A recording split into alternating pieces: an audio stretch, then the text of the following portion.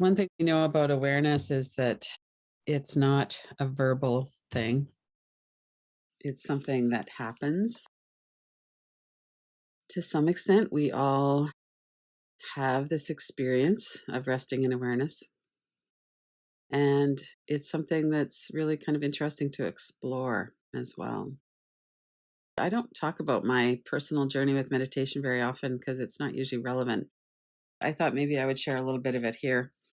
So I found the Himalayan tradition in 1993 and became an initiate in the tradition in about a year later, which means that I got a personal mantra in the tradition. Swami Veda, the one on the left that says, "Let every person feel loved."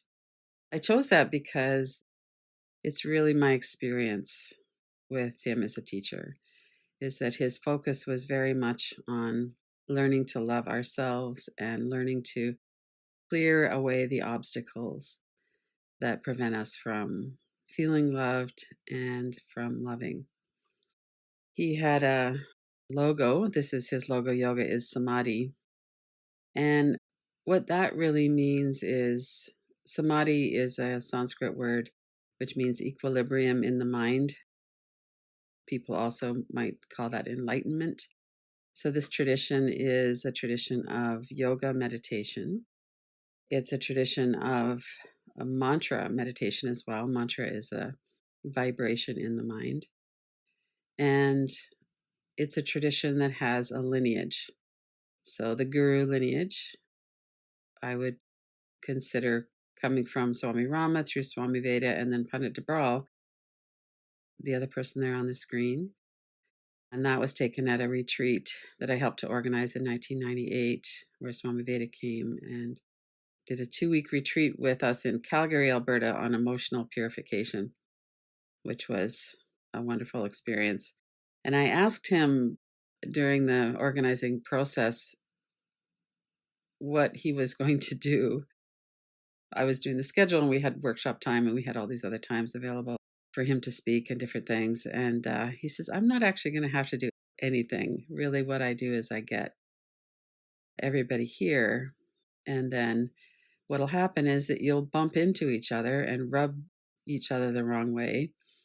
And I'll help you to work with that in terms of letting go of your ego and seeing through what's really there." The picture on the right at the bottom is a picture of the ashram in Rishikesh. I did the trip to India that many people do. I was there for a month. I went up to the high Himalayas to a little ashram up there for a week. And I went to a course on Sundar Lahari, which is a Tantra yoga practice of opening to our own inner divine. Before I went to this tradition, I was very much influenced by my mother, who had been anti religion and who would make fun of anybody who was religious or spiritual.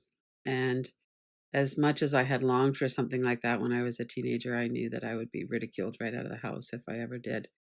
So I just kind of put that aside. And then when I found this meditation tradition, my heart opened and I started to really get in tune with a spiritual depth that I had really no idea was even there. And I felt at home right away, which sometimes happens when we find a teacher or a lineage or a teaching that really resonates with us. So that's a bit of my history. And the Himalayan tradition, a lot of times in North America, when we think about meditation, we think about Buddhist meditation. And yoga meditation is part of the Raja Yoga tradition, the 8 rungs of yoga. The first 2 are the principles, which include kindness and truth, which I often talk about, and goes all the way up through to asana, which is the hatha yoga that people participate in a lot here in North America, and up into stilling the mind, meditation, and then into samadhi. So when we work with the obstacles to awareness, what we're working with is everything that's on that 8 rungs of yoga we can work with. And breathing and pranayama, learning about our mind, and having the direct experience of stillness and the silence in the mind is really what we're doing. So we learn to be very aware of what's coming and going, and this it's somatic, it's in our body. It's not something we think about, it's something that we experience and that we practice. And the other thing that they always talked about was don't try to chase after bliss experiences.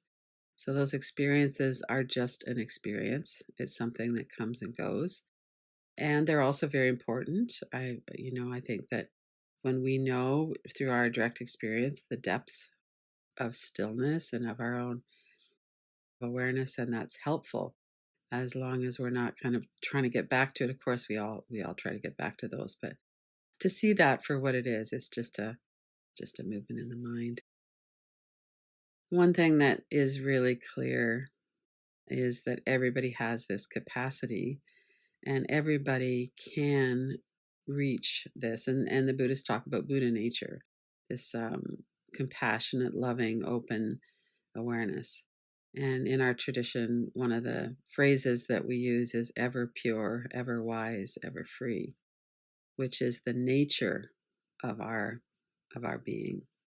So we have all of the experiences and thoughts that we all have. And then we also have, and we can keep coming back into awareness of this stream of silence that's always here. And sometimes we don't have the experience of it because we have some things that are in the way of it. And we can keep coming back. And that's really what our practices do. So let's go through a practice. And sometimes we'll do practices of the 5 koshas. I talk about this off and on. So these are the 5 layers or sheaths that are covering and surrounding our being. So in yoga meditation, there's the divine light, the divinity of who we are. And, however we might word that, our inner being, our consciousness, our awareness. And then human beings come down into a material form. And this is the form. So the Anandamaya kosha is the limited layer of bliss and pleasure. It's right next to our being, so there's not much in the way of that. The Vijnanamaya kosha is the higher level of the mind. So we're starting to get a little bit more into the manifest realm, into becoming a person with a mind. And then the Manomaya is the thought stream, Pranamaya is the breath and energy, and the Annamaya is the body made of food. So once we get into those bottom 3 layers, the Annamaya, Pranamaya, and Manomaya, the body, the breath, the energy, and the lower level of the mind, that's where most of our life is spent. Mostly we hang out here. And so this is what we work with. It's not that we're trying to get rid of it. And this is often what is in the way of experiencing our being directly or more directly. So if we have pain in our body, if we have emotional pain or suffering, we have catastrophic thoughts or some kind of compulsion in our mind, then that's where we're caught. And so that's what we do with these practices. So let's pause here for a moment and just kind of consider that. We know our body, so you can tune into your body so easily. And we have all of our senses, sense perceptions of sight and touch and sound. We have all of these different ways of knowing. Interoception is our sense, our internal sense. We have proprioception, our sense of where we are in space. So we know that our bodies exist. And we also know that trauma is stored in our body and that many people can't really access our body very well because we don't want to experience the energy and the associated thoughts, the traumatic memory. So that's also part of our experience. So notice what's present in your body right now. Notice if you can really tune in easily to your body. Notice when you do that, if your body's relaxed. If you're clenching your teeth or if you want to move your shoulders around a bit, notice what your experience is in your body right now. And we can touch our physical body. This is our bones, our organs, our tissues.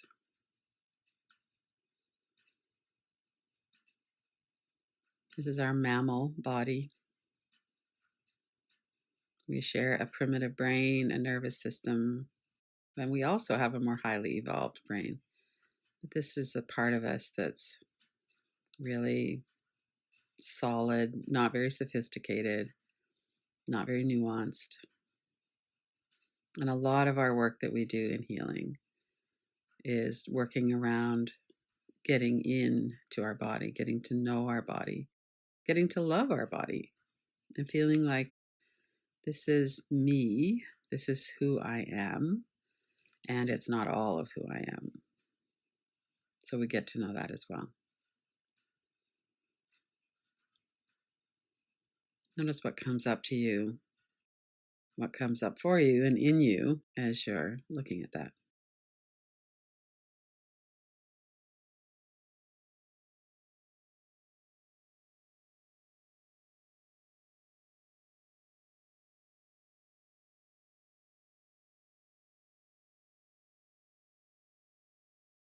And a lot of our identity focuses on this.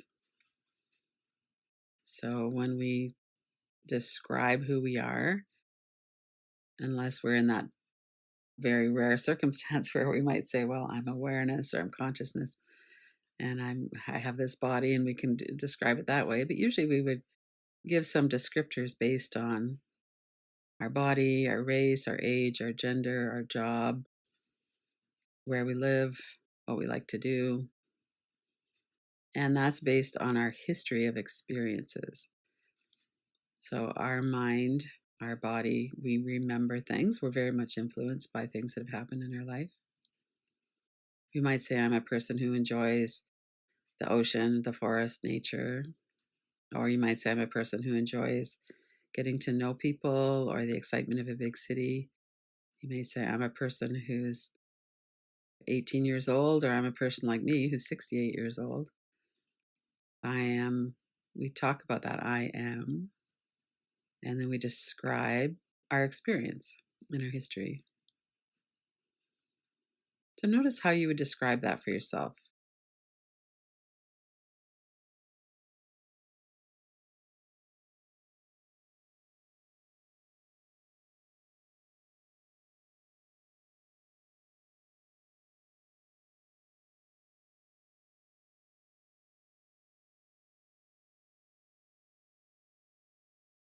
You notice what it feels like in your body and in your breath as you do that.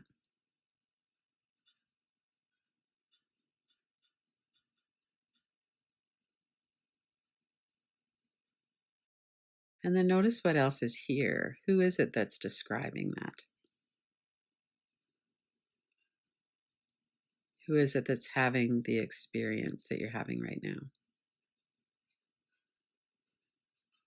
So now we're getting up more into the Vijnanamaya Kosha, the higher level mind, our intuition, our wisdom, our witness.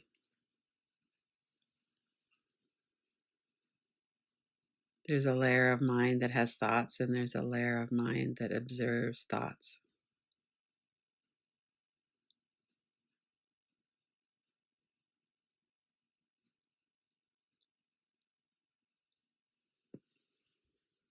And then let all of that go and be aware more now of your consciousness, of your being. What is here that is not an experience, that never changes, that can't really be put into words?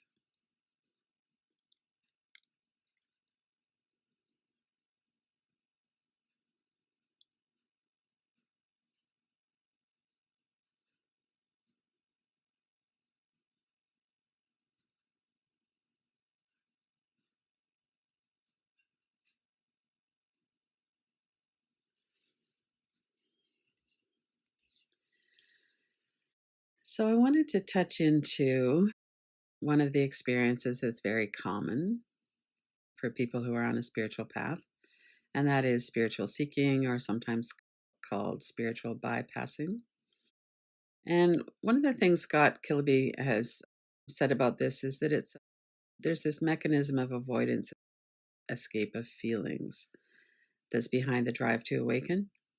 And I think we could probably all relate to that. We would rather be in a state of bliss and peace than be in a state of suffering. And that makes sense, actually. And we have this search for spiritual bliss that's kind of built into this culture of ours. So we have this drive to get someplace where we're not in pain. And that makes sense. It's common, it's normal. There's nothing wrong with that drive. And sometimes we go into a state of really being unhappy and we kind of miss the experience of silence or depth because we're searching for something. We're searching for an experience. So Swami Veda talked about how simple it is sometimes. There's a lot of complexity in the kinds of practices we might do to prepare our mind body for enlightenment, including breathing and hatha yoga practices and calming the mind, getting to know the mind, all of those things. But we forget that we're already what we're seeking. So there's a lot of different ways as spiritual teachers talk about this. And they all kind of come back to the same thing, that this is our nature. And we identify with the comings and goings because that's what's going through our mind. And our experiences are very important. It's very important if we are living in a safe environment, physically, emotionally, otherwise. And there's something else here too. So Adyashanti has written many excellent books and is a wonderful teacher about this. One of them is The End of Your World. But for him, he talks about the truth is that you already are what you are seeking. And we must become expressions of realization, not consumers of realization. So there seems to be quite a consensus around this. And in my own evolution over the last 30 years, just about now, of practice, what I really see is that it's the simple, it's the healing the nervous system, it's healing the catastrophic thinking of my mind, which came with healing my nervous system. It's working with the obstacles, and then what's underneath can be revealed. And so for me, to keep it simple has been very, very important. Come back into your body, notice your breath. Notice the silence that's already here.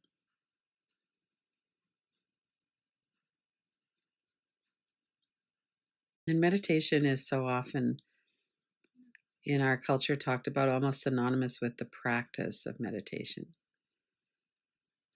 And we practice this in order to come to the state, let our attention, our awareness come into the state of meditation. So one of the things that we can think about or work with as we talk about it too is, what is meditation? And how can we, as he says, fill our mind with meditation? How can we walk in the awareness of that pure self, the divine wave that we are, and know ourselves to be that?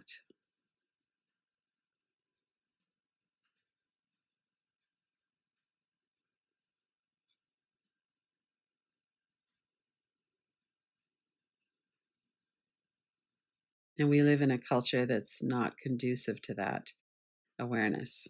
So we repeatedly come back to decondition ourselves, dehabituate ourselves to that, so that we can rest in that and be aware of and get to know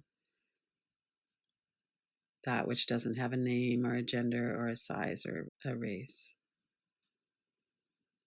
So again, just to see if you can touch into that for a moment. If you had no descriptors,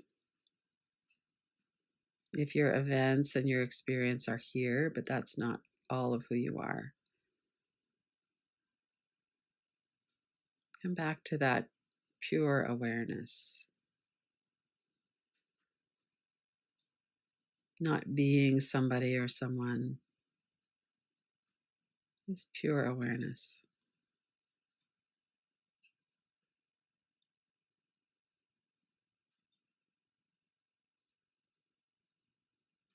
And one thing we know is that it's not in the mind in terms of thought. So try not to get wrapped up in thoughts about it. Just let the thoughts move to the background and see what's here under the thoughts.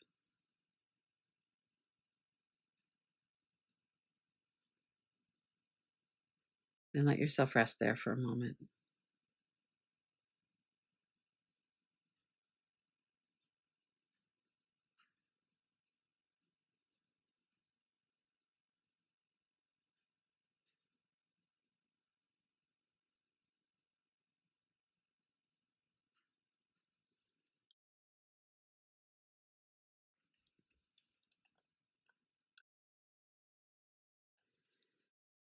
So then the last kind of slide is about kaivalya, which is blessed aloneness. So this is the nature. This is our nature. It's not something we need to find or acquire. It's always here. And so that's why when we do practice, I try to really work with releasing or lessening our fascination with the obstacles, our fascination with our thoughts, our experiences, because this is also always here.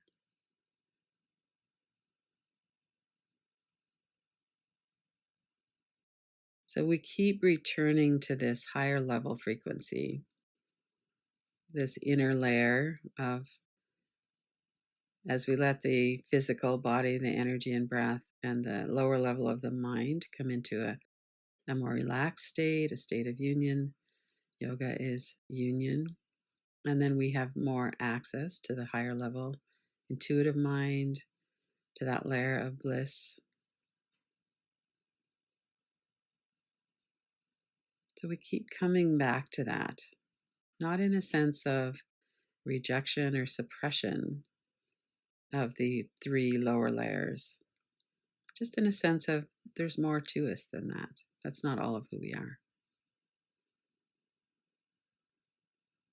The unity of the divine wave recognizing itself is love. Know yourself to be that.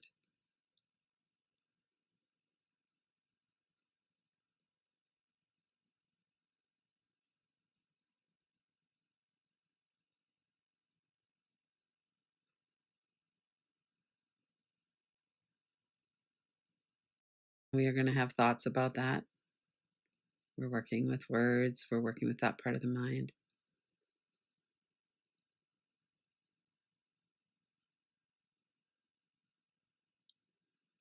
And we can also bring our focus to the higher levels, to our being, to the deep stillness in the mind.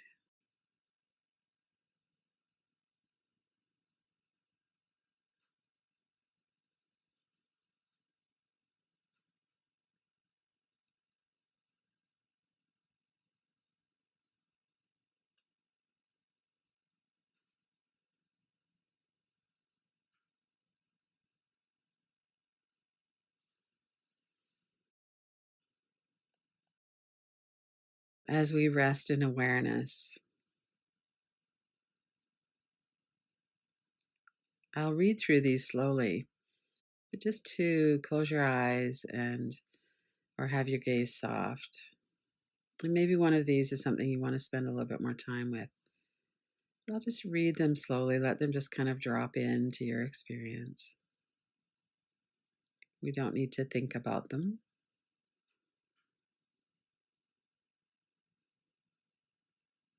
I'm willing to know myself fully. That's a reverse inquiry.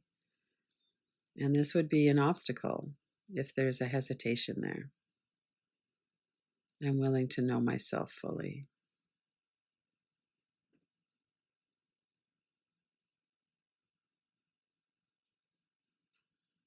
I already am what I seek.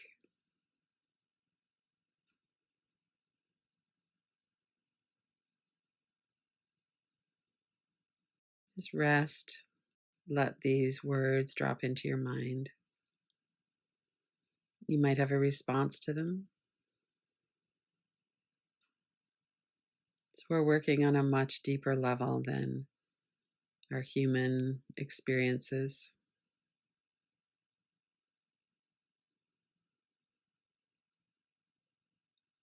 And of course, we're having an experience.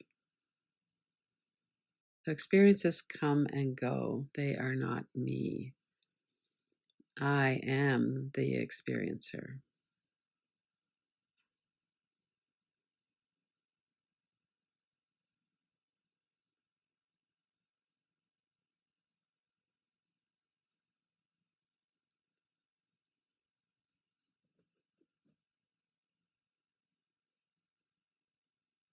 Notice your being, notice the experience you're having as well. Not trying to figure it out, we're just resting in it, resting with it.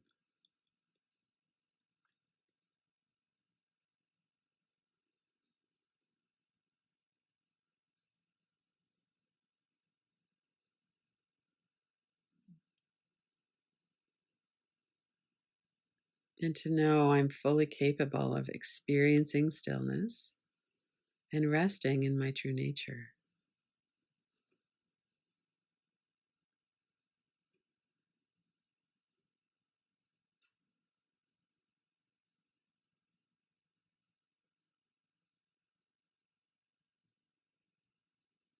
And the mind might come in with some kind of evidence or imperfection or perfection around that. We could let that move to the side. Even if it's a glimpse, a few seconds, we all know this. We know the experience of stillness.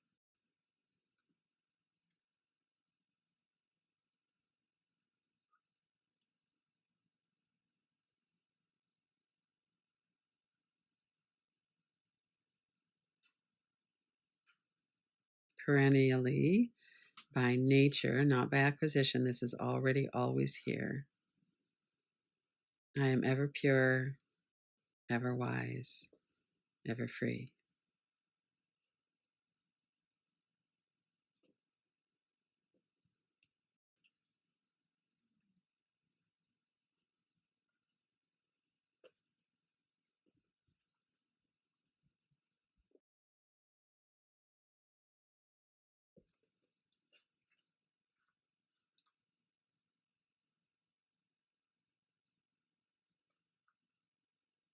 Notice where your mind goes and just keep bringing it back.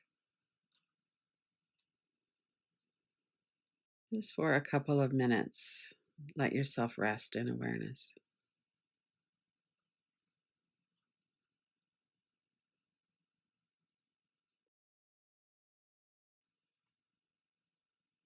Let everything that's not stillness move to the background.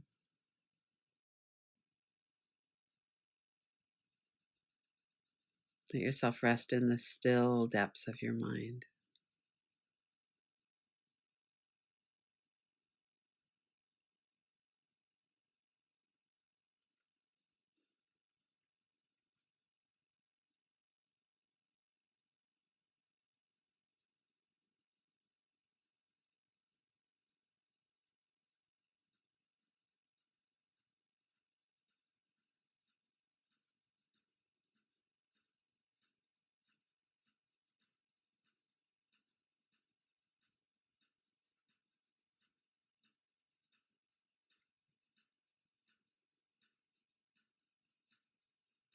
And whenever you start thinking about it, just let the thoughts move to the side again, come back into resting. Resting in awareness.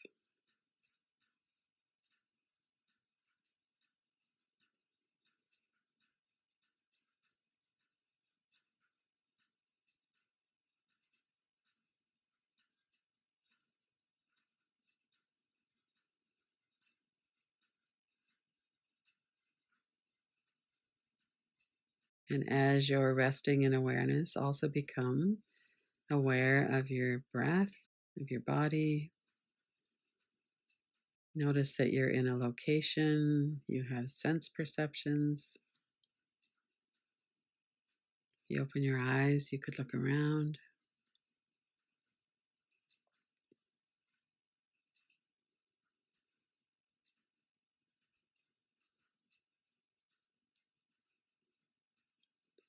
If you were to put your hands on your heart, you could feel that sensation.